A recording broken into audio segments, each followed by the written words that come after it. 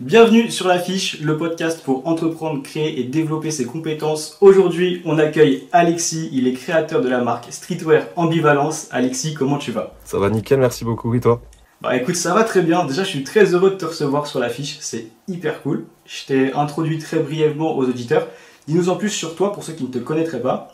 Alors du coup, je m'appelle Alexis, j'ai 23 ans, j'ai créé ma marque de vêtements il y a ça maintenant 4 ans il me semble. Ok. Ça s'appelle Ambivalence du coup, je sais pas si vous avez pu déjà voir sur TikTok ou sur Insta. Ça commence à bien tourner en ce moment, donc c'est cool. Voilà. Donc en gros, moi je suis tombé sur ta page Instagram il y a plus d'un an. Je suis tombé exactement sur le post où tu sortais le Haro Hoodie bleu. Ah oui, ça date. J'ai validé super fort, j'ai adoré. Et donc j'ai vraiment accroché au design. Et je me suis demandé qu'est-ce qui t'a fait tomber dans la mode ou t'a donné envie de créer des vêtements en fait à la base. Alors du coup, ça date pas d'hier. Ça fait un petit moment maintenant que je suis accro à ça. Si tu veux, ça fait depuis que je suis petit en fait que je suis vraiment matrixé par la culture américaine et tout ce qui est Ok. lié au basket. Que ce soit l'Amérique, les grandes villes, la culture américaine, tout ça, ça m'a vraiment matrixé depuis que je suis petit. Ok. Et si tu veux, depuis que je suis petit, vraiment, donc, comme j'ai dit, je joue au basket et j'ai vraiment développé une attirance particulière pour les chaussures de basket. Ok. Donc dès le début, ça m'a vraiment parlé. Je faisais que de regarder ça, je regardais les chaussures de tous les joueurs sur le terrain, jusqu'à m'y intéresser et commencer vraiment à développer une passion pour les chaussures de basket. Puis du coup, bah forcément, ça découle sur la sneakers. J'ai vraiment commencé à m'intéresser à la sneakers et également du coup aux vêtements qui a vraiment changé ma vie entre guillemets pour le moment. Ok. Donc voilà. Ok, bah ça tombe super bien parce que j'allais te parler de sneakers après, je savais pas si t'étais à fond dedans ou voilà. Bon, bah, je pense que Donc ça se voit écoute, derrière. j'ai déjà une première réponse, mais ouais, je vois déjà bien derrière. Je me demandais si t'avais fait des études dans la mode. Alors j'ai fait 1 an dans une école de mode du coup, donc c'était une formation sur 2 ans à la base, donc c'était vraiment une Ok. école qui était censée, je dis bien, être reconnue par l'État. Il s'avérait que l'école était vraiment une blague du début jusqu'à la fin, donc c'était vraiment une Ok. école privée qui te prenait juste ton temps et ton argent. Ok. C'était pas des vrais profs, en fait ils nous avaient vendu ça comme des vrais profs qui t'enseignaient vraiment la mode, qui t'enseignaient tous les métiers, enfin qui découlaient vraiment sur un métier de la mode à la fin. Ok. Et donc moi j'avais déjà cette petite idée au fond de ma tête de créer ma marque de vêtements depuis le lycée avant. Donc je me suis dit bah cool, ça peut être une occasion pour apprendre à créer sa marque et bah, finalement bah, je me suis complètement trompé. Je vais pas dire que ça m'a rien appris parce que ça m'a appris du coup les bases pour dessiner des vêtements, que ce soit le patronage, que ce soit l'infographie aussi, donc pour dessiner les vêtements sur des logiciels internet. Voilà, j'ai fait 1 année, ça m'a suffi entre guillemets, c'était une formation sur 2 ans. J'avais pas envie de perdre plus de temps et plus d'argent, du coup j'ai décidé d'arrêter au bout de la première année et puis d'apprendre par moi-même. Ok. Ok, bah super intéressant déjà de savoir qu'il y a des écoles dont faut se méfier, Ouais, c'est ça, surtout ouais. dans la mode. C'est ça. Du coup, en plus de ta marque, maintenant tu as un travail. J'ai un travail, plus pour longtemps j'espère. Ok. C'est prévu que je quitte du coup mon taf d'ici quelques semaines, donc je vais pouvoir Ok. enfin vivre de mon projet à 22 ans, donc ça fait plaisir. Ok, c'est trop bien. Franchement, c'est Ça fait excellent. plaisir, merci beaucoup. Ton travail, est-ce qu'il était lié à la mode ou alors c'est juste un travail qui sert à financer ton projet et tes différents Alors projets? du coup j'ai eu l'occasion de faire énormément de travail pour mon âge déjà. Ok. J'ai pu passer de Haribo à Nike, à Adidas, à Mercedes, aux Galeries Ok. Lafayette. Super. C'était vraiment des petits boulots j'ai rien appris. C'était vraiment de la vente pure et dure, de la vente qui m'a vraiment rien appris dans le sens design, dans le sens marketing, dans le sens, ça m'a vraiment rien appris. J'ai tout appris de moi-même.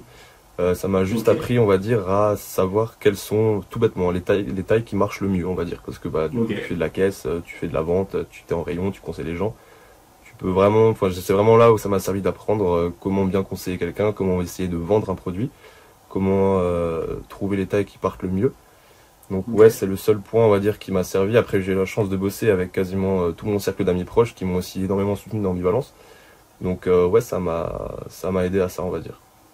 Mais Ok, c'est lourd en vrai.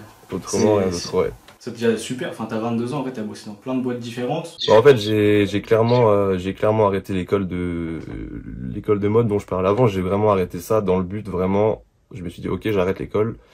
J'ai eu la chance entre guillemets de commencer, enfin de me dire tôt que je voulais créer ma marque. J'ai eu la chance de prendre mon courage à deux mains tôt et sans vraiment savoir ce que c'était l'entrepreneuriat, on va en parler après, mais genre j'ai vraiment sauté dans le vide sans savoir ce qui allait m'attendre après. J'ai commencé du coup à travailler pour vraiment financer ça sans avoir aucune idée des coûts qu'il allait avoir, sans aucune idée de ce qui allait se passer par la suite. Donc ouais, c'était clairement des jobs pour financer ce projet.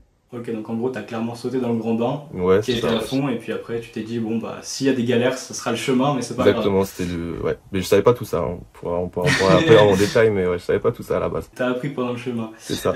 T'as parlé juste avant des tailles qui marchaient le mieux. Écoute, moi, ça m'intéresse énormément parce que je vends pas mal de vêtements, donc si tu peux me dire les tailles qui marchent le mieux.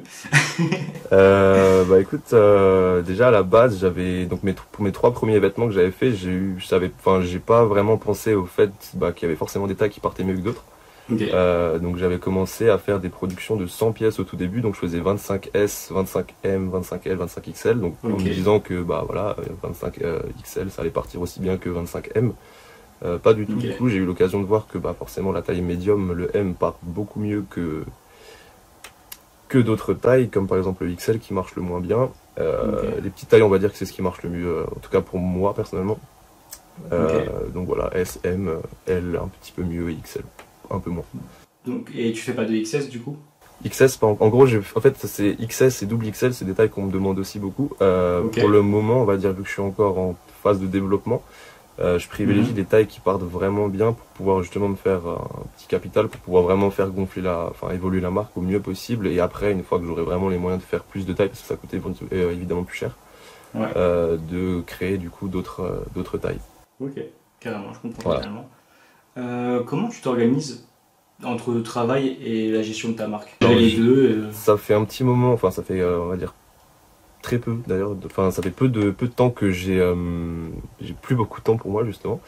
Ça fait depuis on va dire janvier 2022, on est maintenant en avril. Depuis janvier 2022 que la marque a vraiment commencé à faire un petit bond grâce à TikTok.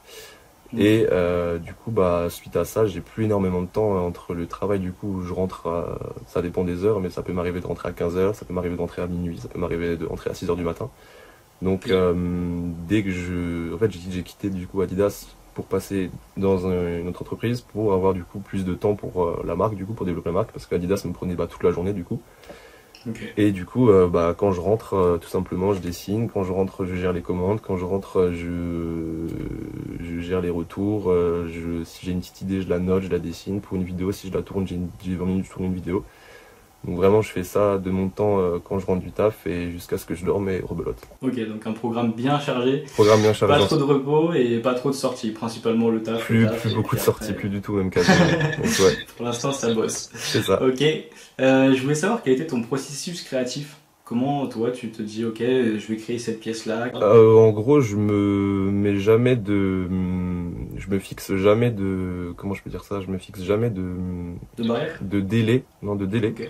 Je me dis jamais maintenant il faut que je crée une pièce, il faut que j'en fasse une. Je me force à trouver une idée. Les idées elles viennent jamais en se forçant. J'ai constaté ça avec le temps. Que tu peux pas te poser devant ton ordi et te dire ok maintenant il faut que je fasse un pull comme ça, il faut que je fasse un pantalon comme ça, il faut que je fasse un t-shirt comme ça.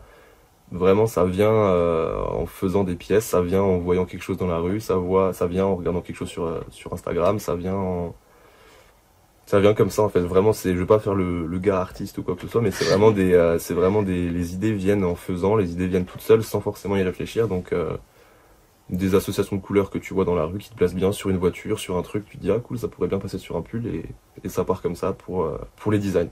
Ok. En gros, un processus créatif plutôt simple, mais sans prise de tête. Sans prise de tête, vraiment, je fais ça. Ça m'arrive quand j'ai de l'inspi, ça m'arrive de faire plusieurs pièces d'un coup. Des fois, ça m'arrive pendant 1 mois et demi, 2 mois de suite sans rien faire. Donc c'est vraiment, ça vient comme ça. Et en gros, moi, j'ai mon petit signe distinctif, c'est de mettre des phrases en fait sur mes vêtements qui ont du sens avec l'idéologie de la marque. Donc ça, c'est des phrases qui vraiment viennent comme ça. Soit j'écoute une musique, je trouve que la phrase colle bien, du coup, je la modifie un petit peu pour l'adapter à la sauce de la marque. Donc c'est vraiment des choses qui viennent comme ça au fur et à mesure. On change carrément de domaine. Est-ce que tu as des conseils à donner pour les jeunes qui veulent créer une entreprise ou leur marque, sachant que toi, on va dire que t'es passé par la méthode la plus compliquée, entre guillemets, dans le sens où tu n'avais pas forcément de notion de base, à part une année du coup d'école, et ensuite tu t'es directement lancé. Est-ce que tu as des conseils, peut-être rester plus à l'école pour en apprendre un maximum avant de commencer, ou alors faire comme toi? Non, je veux pas conseiller, enfin, je suis personne pour conseiller de faire comme moi, mais je peux conseiller déjà enfin, la première étape et la plus importante selon moi, c'est d'avoir vraiment un entourage très proche, enfin, un entourage qui est sincère avec toi, qui est pas juste spectateur, qui va pas juste te dire ah ouais c'est cool, c'est bien, vraiment qui donne des vrais avis, qui te dit ok non ça je suis pas fan, ça, enfin vraiment écouter les gens proches, les amis que t'as, la famille, peu importe avec qui t'es le plus proche, vraiment d'avoir des gens qui sont proches de toi, qui te soutiennent à fond. Ça pour moi c'est l'étape la plus importante, pas quelqu'un qui va vraiment te rabâcher ou te dire c'est nul, ça marchera jamais. C'est là où on voit vraiment les vrais amis du coup qui sont là pour toi. Ouais. Et la deuxième, enfin d'autres étapes, qu'est-ce que je pourrais conseiller d'un point de vue, s'accrocher tout simplement, vraiment ne rien lâcher. J'ai hésité au tout début quand ça prenait pas, j'ai hésité à arrêter. Ok. Mes parents, enfin ma mère en tout cas m'avait dit de surtout pas faire ça, de toujours continuer, de jamais abandonner. Et en vrai c'était vraiment je me voyais en fait faire rien d'autre que ce que je fais actuellement, donc clairement j'ai eu raison de l'écouter et de rien lâcher. Donc ouais, deuxième conseil, de ne jamais abandonner, même si ça prend pas, même si ça prend des années à prendre. Euh, et l'entrepreneuriat, avoir un portefeuille un peu rempli parce que ça coûte très cher. Ça coûte Ouais. très cher, donc voilà, trois conseils que je pourrais donner. Ok, bah super. En plus, sachant que toi, tu avais une famille du coup qui te soutenait, ce qui est C'est un ça, point quand même relativement positif. ouais, Tu aussi un bon entourage, c'est sûr que c'est important d'être bien entouré, surtout dans des projets notamment liés à la mode, parce que clairement, tu peux être mal conseillé. ouais. Et si tu pars sur la mauvais choix artistique, ça peut te compliquer par Non, la suite. ouais, ça peut être très compliqué. Ouais, vraiment s'investir à fond, comme dit, être très curieux. Très curieux, c'est très important. De vraiment Mhm. avoir, en fait, c'est une mentalité qui se développe toute seule. Au moment où tu te lances dans quelque chose où bah tu mets beaucoup d'argent, comment dire, tu te programmes tout seul et Ok. comment dire, tu changes ta mentalité et vraiment c'est ça vient tout seul et voilà. Ouais, tu te donnes dans ton projet, quoi. C'est ça Donc tu exactement. lâches plus T'as pas rien le et choix, puis ouais. C'est ça, tu vas jusqu'au bout. c'est ça. Ok, bah écoute, belle mentalité en tout cas. Bah, il faut, hein, c'est obligatoire. Je voulais savoir pourquoi le nom ambivalence. Alors l'ambivalence, en gros, j'ai fait comme beaucoup de jeunes qui créent leur marque, qui m'envoient beaucoup de messages, qui me demandent, ok, j'ai tout, j'ai mes dessins, j'ai mes trucs, mais j'ai pas le nom, j'ai pas de logo. Euh, Mhm. je voulais en fait j'ai toujours voulu créer une marque, on va dire, différente. Ok. Et j'avais pas, en fait, je voyais beaucoup de marques indépendantes qui se créaient quand j'avais 18-19 ans. Et en fait, c'était absolument toutes les mêmes. Ça s'appelait soit quelque chose closing, soit quelque chose studio, quelque chose. Mhm. Je dénigre pas les gens qui créent leur marque, qui l'appellent comme ça, mais il y a du travail partout. Mais je voulais pas, Mhm. voilà, enfin, je trouvais que ça se démarquait pas du tout de ce qui existait parce que bah, c'était absolument ce qu'on voyait partout en scrollant sur Instagram. Tu voyais un pull bleu, un pull blanc, un pull noir avec le nom de la marque brodé ici, et j'avais vraiment pas envie que ce soit quelque chose qui ressemble à ça. Donc moi, Ok. j'avais eu la volonté de créer une marque qui divulgue un message en fait, et pas forcément Mhm. d'avoir quelque chose, juste un logo, un nom comme ça. Donc ambivalence en fait ça veut dire c'est un mot de la langue française qui est très peu connu mais qui signifie en fait la tendance à ressentir du coup deux choses opposées à propos de quelqu'un ou quelque chose. C'est-à-dire par exemple la haine et l'amour quand on ressent ça Mhm. envers je sais pas sa copine ou un ami ou quelque chose qui est arrivé dans notre vie, la haine et l'amour c'est quelque chose qui m'a beaucoup affecté personnellement. Donc Ok. je me suis dit ok, je travaillais dans une pizzeria en été quand j'ai eu l'idée de l'ambivalence. Et je me suis dit, tiens, comment ça s'appelle ce sentiment-là? J'ai trouvé ça ambivalence. Je me suis dit, ok, bah, c'est bon, ça part là-dessus. Et du coup, c'est pour ça que bah, on retrouve des flèches un petit peu partout qui signifient du coup ces changements d'humeur, de sentiments. Je trouvais que ça me parlait, ça pouvait parler aux autres, ça pouvait. Parce qu'on se sent souvent seul dans dans ces situations. Donc je me suis dit, ok, bah, comme ça les gens pensent que ça n'arrive pas qu'à eux. Donc voilà. Bah, c'est super comme message en vrai. Enfin, j'en savais pas autant, tu vois. Ouais, Et bah ouais. je trouve que le message, il est de un touchant et Ouais, de deux bah ouais, en impactant. vrai. Ça veut dire que je pense que quand on porte tes vêtements, tu vois, on se dit, ok, j'ai un sweat qui est stylé, qui est beau, qui design, Avec plaisir, etc. merci beaucoup. Mais, Ouais. mais je porte aussi un message avec moi et je trouve ça super en C'est vrai. ça, ouais, y a pas de mais quand on sait, c'est toujours mieux. Donc voilà. Franchement, je valide à 100% l'idée.